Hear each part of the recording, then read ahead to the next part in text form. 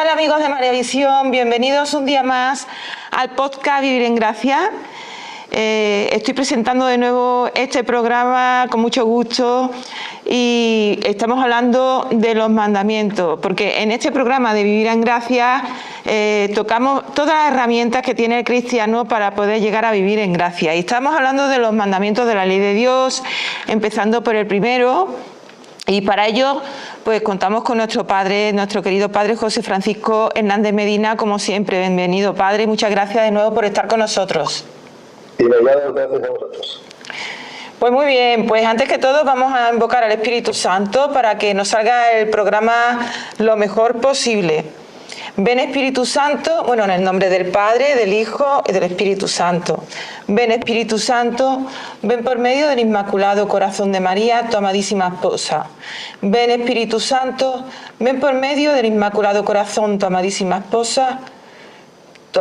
Ven Espíritu Santo, ven por medio del Inmaculado Corazón de María, tu amadísima esposa. En nombre del Padre, del Hijo y del Espíritu Santo. Pues muy bien. Padre, estamos hablando del primer mandamiento, ¿verdad? Y dentro del primer mandamiento estábamos abordando la fe, la esperanza y la caridad. O sea, háblenos un poco, porque ya habíamos tocado la fe, ¿verdad? Atentados contra la fe. Exactamente, y ahora vienen los pecados contra la esperanza, porque el primer mandamiento abarca esos tres aspectos, las tres virtudes teologales, ¿no?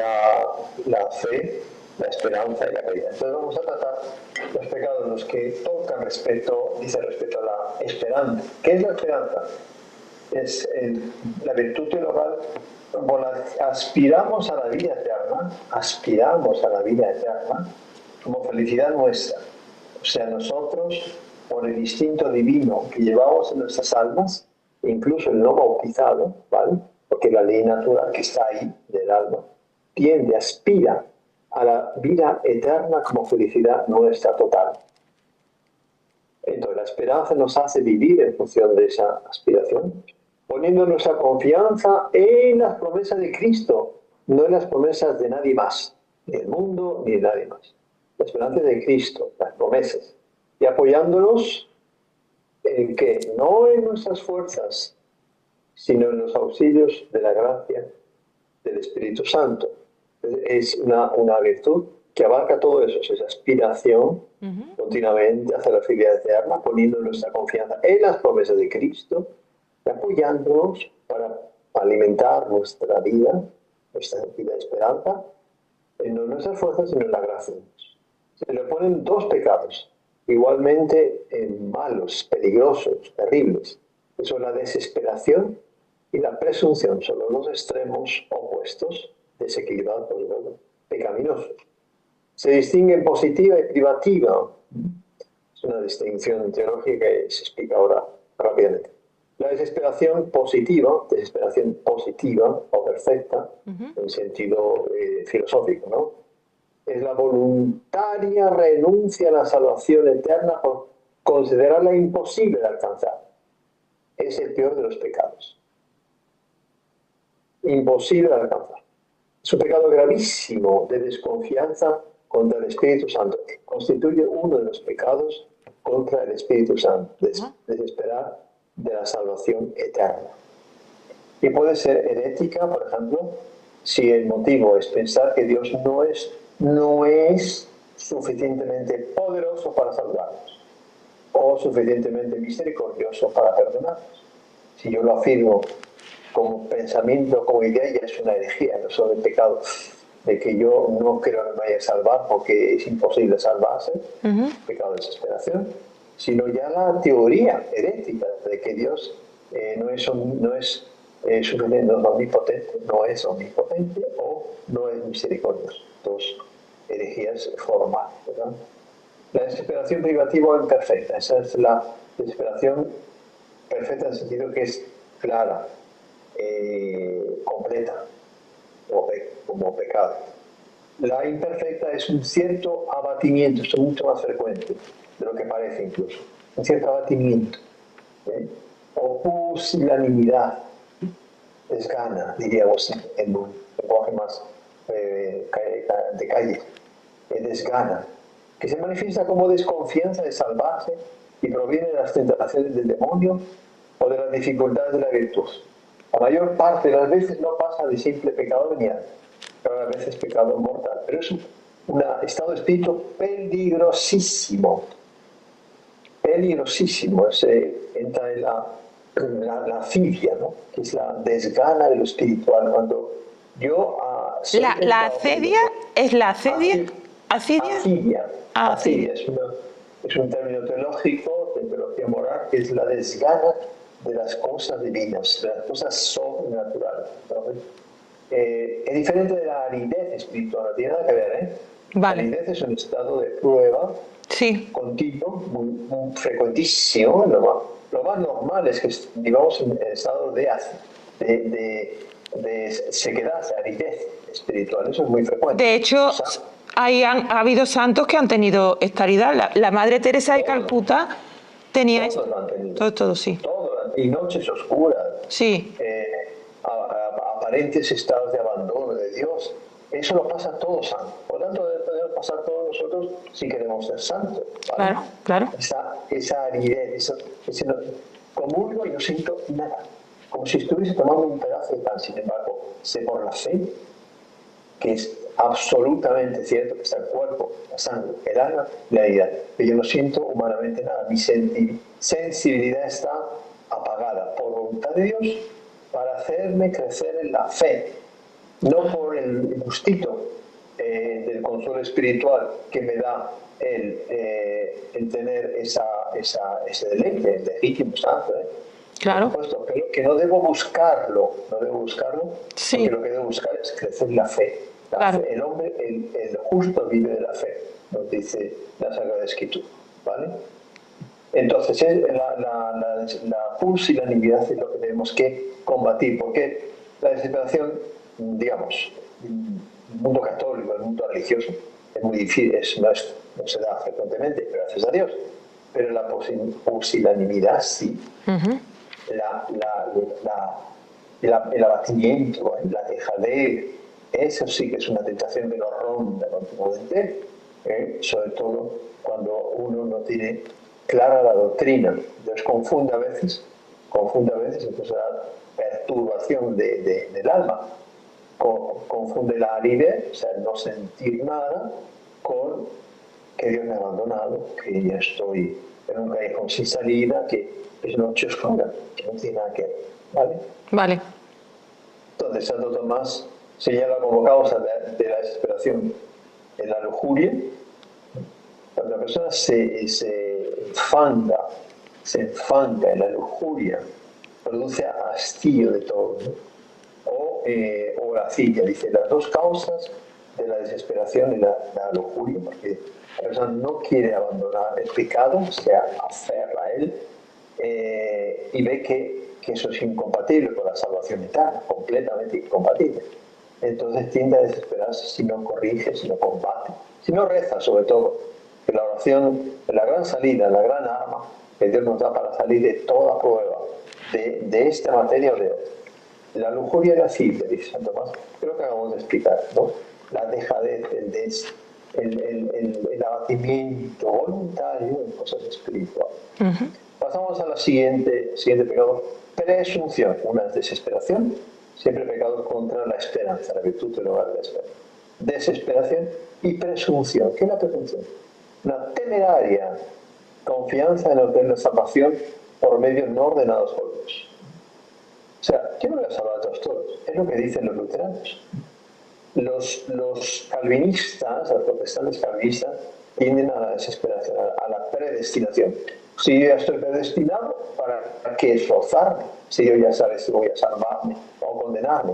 Es una actitud pésima, porque Dios no estamos predestinados en un sentido determinista, porque Dios lo ha determinado. Estamos predestinados todos al cielo. Y Dios nos da todas las gracias que necesitamos para salvarnos. Por tanto, está en nuestras manos, no en un plan de Dios, aunque Dios lo sabe, pero Dios lo sabe porque tiene todo presente y sabe cómo vamos a usar esa libertad, si bien o mal, si vamos a aprovecharnos de ella para, con su gracia, llegar al cielo o no. entonces puede llegar a herética por la misma razón, cuando ya es una doctrina de presunción, como es el luteranismo. La fe justifica. Yo tengo fe, basta eso. Sí. Pero fe sin obras. Es típica herejía protestante, luterana, sobre todo. Entonces, esos son los pecados contra la esperanza. Pasamos, si te parece mal, Vale. los pecados contra la caridad, la tercera y principal virtud teologal. Estamos todavía estamos todavía en el primer mandamiento, ¿vale? Exactamente. Vamos a continuar y espero que podamos concluir hoy esta parte. Pecados contra la caridad. La caridad es la virtud teologal por la que amamos a Dios sobre todas las cosas por Él mismo, y a nuestro prójimo como a nosotros mismos por amor de Dios. Es muy importante comprender bien este mandamiento, el aspecto caridad propiamente dicho de este mandamiento, en el aspecto de la virtud teologal. Entonces, la virtud que hagamos a Dios sobre todas las cosas. Por Él mismo, no porque nos va a premiar o dejar de premiar, ¿no? Porque Él es digno de amor. Dios debe amarse como... Yo debo amar, pedir la gracia de amar con desinterés todo. Yo no debo amar al prójimo con interés, porque ya no es amor, ahí es amistad interesera, pero no es amor, porque además el amor, como dice San Agustín, solo hay dos amores. El amor a Dios que lleva al olvido de sí mismo, que da lugar a la ciudad de Dios, como él dice, el título de su libro, la ciudad de Dios. O el amor a mí mismo, que lleva al olvido de Dios, que da lugar a la ciudad del demonio. Solo hay dos amores. Yo no amo a mi esposa, a mi hijo, a mi madre, por ellos mismos, ¿vale? Yo los amo por amor de Dios. Y la vez que los amo por amor de Dios, los amo también. Ese amor crece, ese amor es fructífero, ese amor produce efectos saludables de bienestar, de alma, etc. ¿Vale? Esa es la definición. Entonces, pecados. ¿Qué pecados se cometen contra la caridad vistos desde el punto de vista del amor? Odio a Dios. Odio a Dios. Es el más grave de todos los pecados que pueda haber. Que tiene Lucifer. Odio a Dios. Y los precisos, todos los condenados, odian permanentemente a Dios. Y nunca dejarán de odiar. Todos los pecados, el más grave de todos, porque en él se pone de manifiesto de modo extraordinario la aversión, rechazo a Dios, y se da en este caso directamente y por sí mismo. Mientras que los demás pecados se encuentran indirectamente y por accidente, o sea, implícitos en el rechazo de su voluntad de pesar los mandamientos. Entonces, si yo robo, no tengo por qué odiar a Dios directamente. Puedo hacerlo con un componente de odiar a Dios, es un agravante. Pero en sí mismo, mentir no es un odio a Dios. Yo miento por un interés, por lo que sea, cometo un pecado, eso puede ser obviamente mortal, pero no hay un odio a Dios, no es un odio directo. Todos los pecados, en el fondo, tocan el primer mandamiento, porque si yo miento, yo no estoy llamando a Dios verdaderamente. Si yo robo, no estoy llamando a Dios verdaderamente. Sí, eso le iba a decir, claro. Etcétera, etcétera, ¿verdad? Entonces, el odio a Dios es también el mayor de los pecados contra el Espíritu Santo. Sabemos que el concepto pecado contra el Espíritu Santo lo formula el propio Jesucristo, nuestro Señor, y está recogido en los Evangelios. Hay un solo pecado, dice, el que no se perdona. Dice el pecado contra el Espíritu Santo. La Iglesia, con su discernimiento, con su autoridad doctrinal, magisterial, me dice, los pecados son varios. Uno de ellos es el odio a Dios. Pecado, claro, si estoy odiando a Dios, no voy a pedirle perdón. Es por eso que no tiene pecado, porque no quiero arrepentirme, no quiero dar marcha atrás, no quiero rectificar en aquello que he hecho. Pecado de desesperación también, los que hemos visto, y presunción, los tres que hemos visto hoy son pecados contra el Espíritu Santo que no se perdonan. Y repito, no se perdonan no porque no sean perdonables, que todo pecado es perdonable, desde que haya arrepentimiento y propósito de cambiar, fruto de enmienda, sino son pecados que no se perdonan porque no se quiere arrepentir la persona. Padre, pero que muchos ateos dicen que cómo vamos a amar a Dios que no lo conocemos. Pues contradictorio lo que me está diciendo. Entonces, también, porque muchas veces si ellos no lo conocen, ¿cómo lo pueden odiar? La respuesta nos la da la Iglesia. Se puede llegar a Dios perfectamente a través de las criaturas. Claro, también. De la existencia de Dios. La fe es eso. La fe es llegar a Dios por la revelación. Pero puede haber una fe natural, una fe de la religión natural, que es viendo la creación, viendo el universo y viendo que es absolutamente imposible que una mente con nuestra capacidad pueda concebir y mucho menos poner en práctica, realizar, crear, gobernar, ordenar el universo, sea el universo celestial, celeste, en fin, el firmamento, en los universos orgánicos que nosotros tenemos, que son misteriosísimos, en fin, es una prueba patente de la existencia de Dios. Pero nos dice Santo Tomás, al respecto de la pregunta que haces, el apunte que haces, Dios es demostrable. Dios, existe las 5 vidas de las pruebas de la existencia de Dios, que ya Aristóteles, que era pagano, que era gentil, ya llegó a la conclusión por la ley natural, por la religión natural que practicó, ¿vale? Santo Tomás de Aquino coge las pruebas dadas por Aristóteles, filósofo griego, y las completa, pero básicamente estaban ahí. Entonces dice Santo Tomás, Dios es demostrable pero no evidente. Dios no es evidente en un sentido científico, no es evidente como que estamos hablando ahora. No es evidente que aquí hay una luz, no es evidente que lo que constatamos en el día a día no es como 2 y 2 igual a 4, eso no es así. Si no, no habría fe. La fe justamente es fiarse, es creer en aquello que Dios me ha revelado, porque recibo una gracia que acepto y abrazo, y ahí está la libertad. Y es una constante, ¿no? Ya lo hemos comentado en algunos programas, ¿no? Una constante en el Evangelio, cómo Jesucristo coloca esa pregunta, cómo Jesucristo, el Señor, condiciona los milagros, condiciona la confesión de gracias, a que tengan fe. ¿Crees que puedo curarte?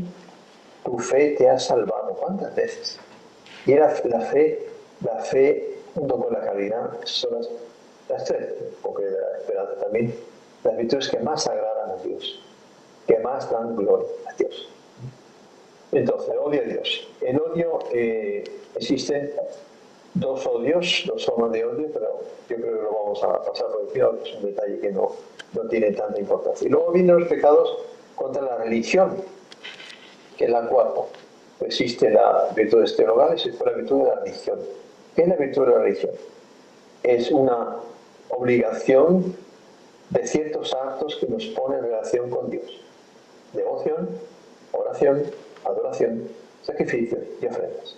Y doy como prueba de la existencia de esa virtud innata en el corazón del hombre, como las religiones paganas, todas ellas hacen esto, adoran, ofrecen sacrificios y ofrendas, piden, porque están... Desde el principio de la creación se hace.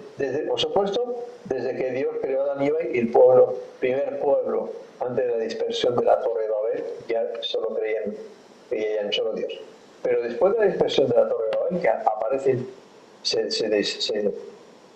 esparce por toda la tierra la humanidad y comienzan las diversas civilizaciones desviadas, ¿no? Porque se alejaron del tronco de la fe y de la revelación que estaba unido hasta la Torre de Babel, ¿vale? Ahí, pero todos ellos mantienen, prácticamente todos, que el ateísmo es un fenómeno relativamente reciente. Padre, le tengo que dar una mala noticia, se nos está acabando el tiempo, nos queda un minuto. Un minuto, entonces. Pecados contra la religión. La superstición, vale, que consiste en ofrecer un culto divino a quien no se debe. Culto indebido a Dios puede ser culto falso, cuando se ofrecen al culto de elementos falsos, falsas reliquias, falsos milagros, falsas revelaciones, que pecado siempre mortal. La idolatría, que es adorar, dar culto a una criatura, es pecado gravísimo. Y la adivinación y magia, que son las formas pecaminosas de, en el fondo, desviar la fe, alimentando un sentido religioso que llevamos todos dentro, pero desviado del verdadero culto. Ese tema me gustaría a mí abordarlo un poco mejor, si le parece, en el próximo programa, padre, porque es un tema interesante. Ahora mismo tenemos que cortar ya. Desgraciadamente se pasa el tiempo volando porque son cosas muy interesantes las que nos dice. Sí, así que bueno, muchas gracias de nuevo, padre, por estar ahí con nosotros. Mucho gusto, siempre a disposición. Hasta siempre, y a vosotros digo lo mismo, hasta siempre, que seáis felices.